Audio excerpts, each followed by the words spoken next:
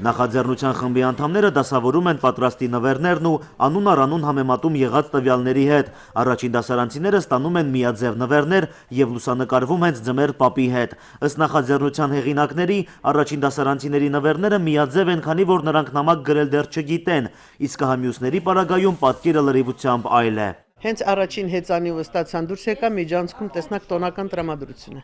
Ես շատ լավ եմ գնահատում, գերազանց եմ գնահատում եւ հոգեբանական տեսակետից մեր երեխաները մի պահ կտրվեցին մեր անցածից։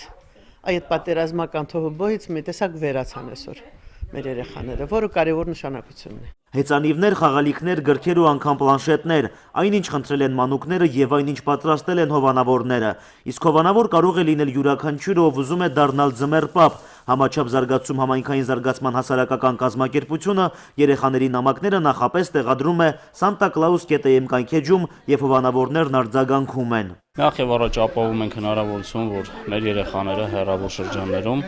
իրականացնեն իրենց ցանկությունները, հանձնեն մեր կողմից նախապես ուղարկված, այսպես ձևաչափով նամակներին, փակցնեն իրենց նկարները, որը ավելի է հնարավորություն ընձեռում մարդկանց ծանոթանալ տվյալ երեխային, մտնել նրա էմոցիոնալ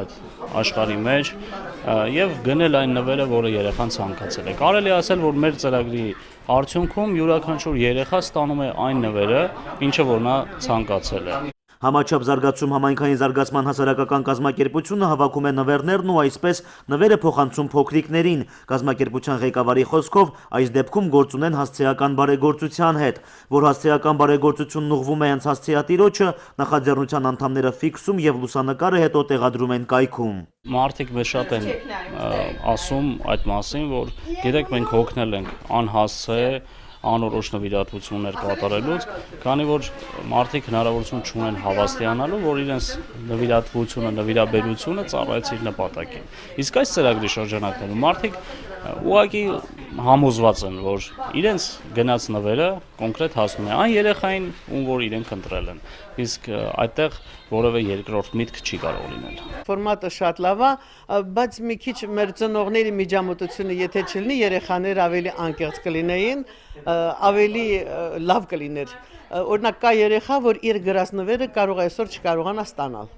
Որպեսզի նման բան չլինի, ես կցանկանայի երեխաների անկեղծությունը առանց ծնողի միջամտության, թող երեխան ինքը ինչ ցանկանում է նա գրի։ Բարի ձմեռ պապն այս տարի նվեր է պատրաստել Մարտակերտի շրջանի 550 փոքրիկի համար։ Ծրագրում ընդգրկվել են մինչև 5-րդ դասարանի աշակերտները։ Ծնողներից Քրիստինե Բալայանը ողջունում է նախաձեռնությունը։ Գուշակում է շրջանի ընտրությունը պատահական չէ։ Սահմանամերձ բնակավայրերի երեխաներն ապրիլին ահագին դժվարություններ են տեսել։ Սահմանամերձ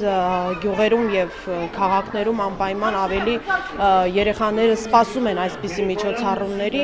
եւ մեծ շնորհակալություն ենք հայտնում, նրանք ողջևորված էին, այսօր արդեն ժամը 10-ին մեծ ողջևորումով այստեղ էին, սպասում էին ձմեռ պապիկից իրենց նվերներին։ Համաչափ զարգացում համայնքային զարգացման հասարակական կազմակերպությունը նախատեսում է ընդլայնել աշխատանքների ծավալն ու ավելացնել նվիրարու երեխաների քանակը։ Իդեպ Բարի ձմեռ պապ ծրագիրն իրագործում են 9-րդ տարին եւ այն Արցախում առաջին անգամ է։ Նարեկ Սահակյան, Բենիկ Ղարախանյան, օր։